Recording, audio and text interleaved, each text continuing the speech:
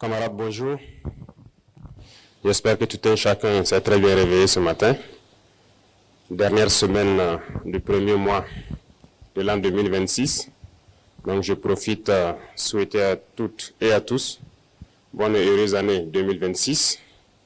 Je vous souhaite à vous, à vos familles, à vos proches, beaucoup de santé pour cette année, beaucoup de chance dans tout ce que vous entreprenez et beaucoup d'abnégation, beaucoup d'ardeur au travail.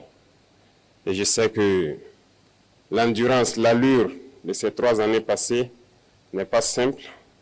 Vous avez appris à travailler sous pression. La pression va continuer. Et tenez bon, attachez les ceintures.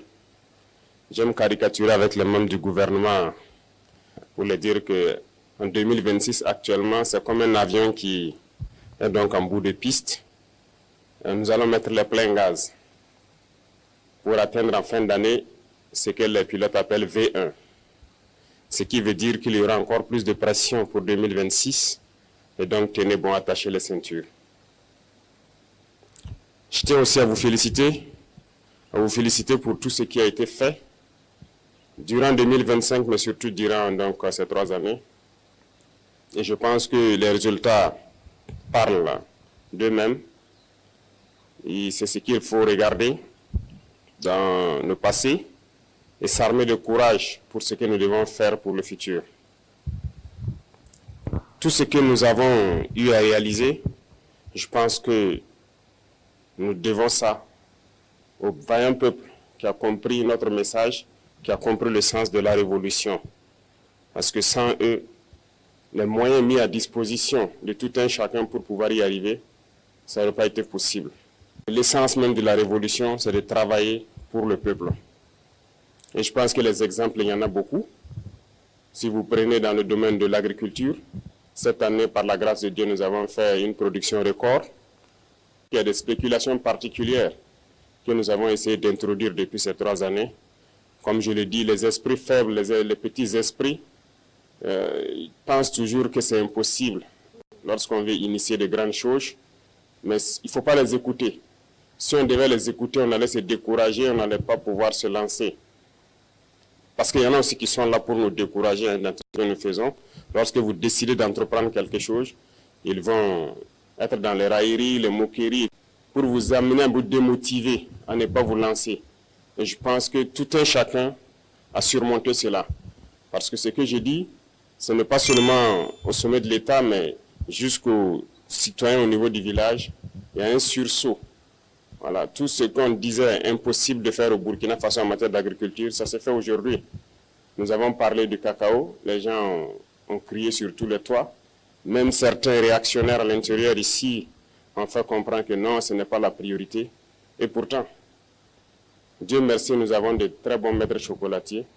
Et notre objectif n'est pas de produire pour vendre à l'extérieur, c'est de produire transformé pour nous ici et pour nos enfants.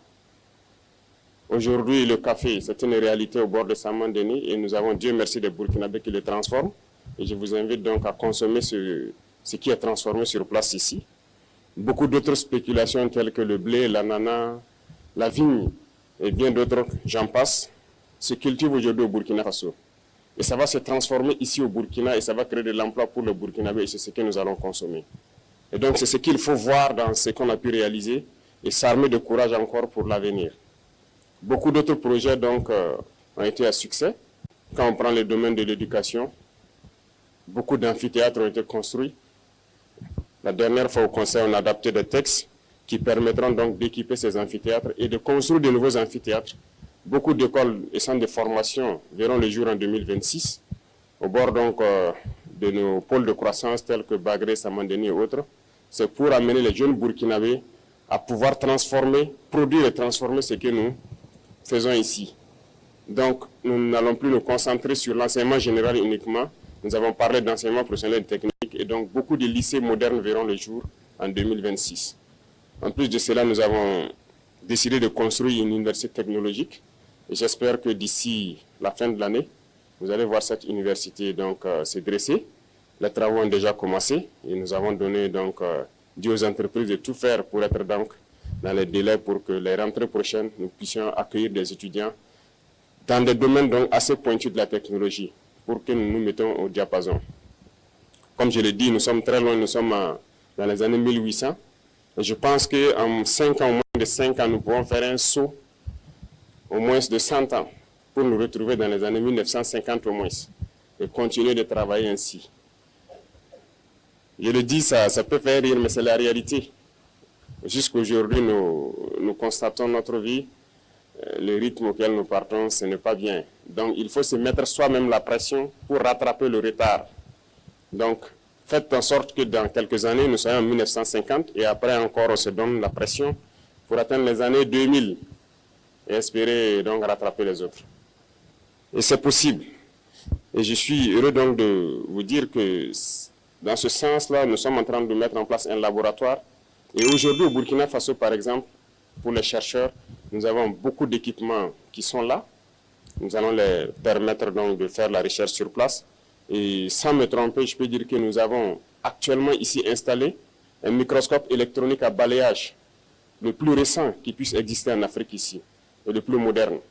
Donc il est là au Burkina Faso, il est fonctionnel, et les chercheurs vont commencer donc à aller donc faire tout ce qu'ils doivent faire ici, au lieu d'aller à l'extérieur encore le faire. Et ça va encore encourager d'autres personnes à chercher et à découvrir. C'est pour dire qu'il y a beaucoup de domaines que nous n'avons pas oubliés, en passant par la santé, tout ce que nous sommes en train de faire, notamment les centres de santé communautaires qui sont construits et qui seront équipés.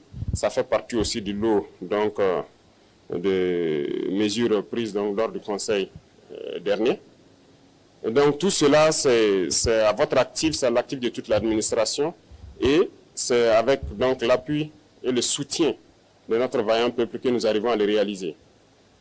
L'initiative Faso Merbo, qui est devenue une agence aujourd'hui, alors lorsque nous entamions l'autoroute, certains doutaient parce que c'est un projet qui est là depuis plus d'une décennie. Bien sûr, nous avons trouvé le projet et lorsque nous avons donc cherché à comprendre même le projet, c'était une autoroute de 2 fois 2 voies. Et les entreprises, en majorité étrangères, qui avaient fait des propositions, les moins chères étaient, je pense, 1032 milliards pour faire les 2 fois 2 voies.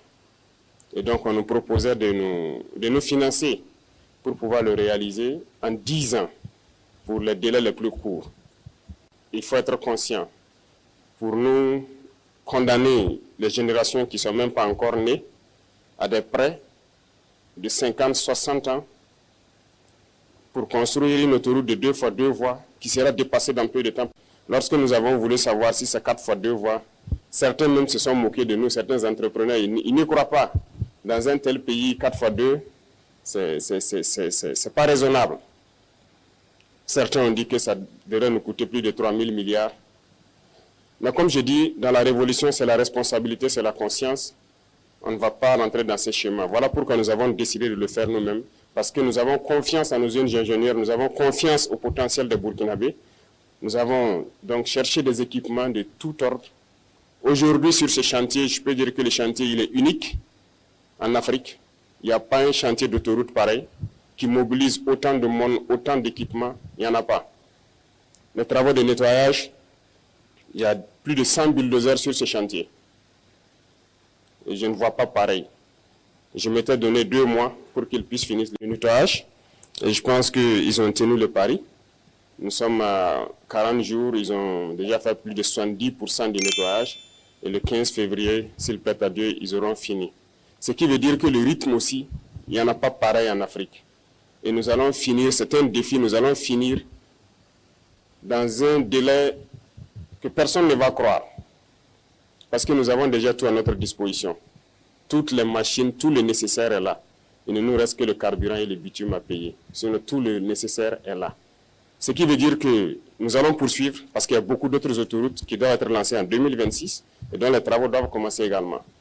Les infrastructures, c'est une priorité. Ça aide tout le monde, que ce soit les populations civiles, les forces armées, les forces de sécurité intérieure. Tout le monde a besoin d'infrastructures routières. C'est pour dire qu'il faut se concentrer sur ces acquis-là, voir qu'est-ce que nous avons pu réaliser et se projeter dans l'avenir. C'est comme je l'ai dit, maintenir la pression. Et je pense que 2026, il y a tellement de grands chantiers qui doivent commencer et vous devez maintenir ce cap-là pour qu'on puisse réussir le pari. Les gens continueront à nous démotiver. Hein.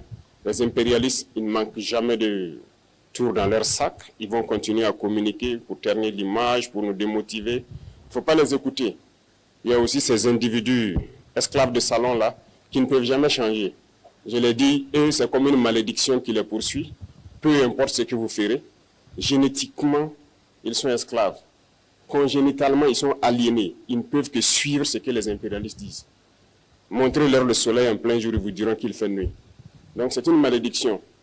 Et ils vont continuer à vous décourager, à parler. Mais le plus important, c'est ce que vous faites. La réalité est là et on avance. C'est ça le plus important. Pendant qu'ils sont en train de faire les railleries, leurs moqueries, nous on crée des usines, on crée des infrastructures, et on crée de l'emploi, on produit et on se sent bien.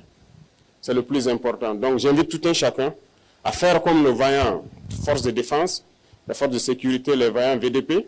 Vous voyez, les impérialistes, certaines ONG, de je ne sais quoi, ont tenté tout pour saper leur morale. Ont tenté tout, ont écrit, ont intimidé, ont menacé. Mais ils avancent sereinement sur le terrain. Aujourd'hui, certains peut-être sont fatigués, ils ne parlent plus d'eux, parce que le résultat est là. Nous avançons et il y a des zones où nous avons déjà atteint les limites de la frontière, comme on le souhaitait, en train d'être sécurisés. Sur le terrain, ça se passe très bien. Donc faites comme eux et c'est le lieu pour moi donc de les rendre hommage et de les inviter à continuer ce combat. Et tous ceux qui sont sur les différents chantiers, je parlais tout de suite de façon mémo, c'est le lieu pour moi de les féliciter, de les encourager, parce que c'est historique ce que nous faisons et c'est unique en Afrique. Et tout un chacun qui a la chance de participer à cela, et je pense qu'il doit en être fier. Et tous ceux qui ne sont pas encore entrés dans la danse, que vous soyez ingénieur et que vous pensez pouvoir apporter quelque chose, je l'ai dit, allez-y, apportez votre pierre parce que demain, on dira ce sont ceux-là qui ont construit ces infrastructures pour permettre au Burkina Faso d'être au niveau où il est. Donc, merci beaucoup. Je vous souhaite encore bon courage parce que le courage, vous en avez tous besoin. Le courage, vous en avez besoin pour transcender tout ce qui peut se dire. Bon courage à tous pour 2026. Je vous souhaite bonne chance encore dans tout ce que vous menez parce que vous en avez besoin. Et je souhaite que la santé soit au quotidien pour vous, pour vos familles, pour vos proches, pour vous permettre de travailler avec la tête libre. Merci beaucoup. Je vous souhaite une très bonne semaine et à très bientôt, s'il plaît à Dieu.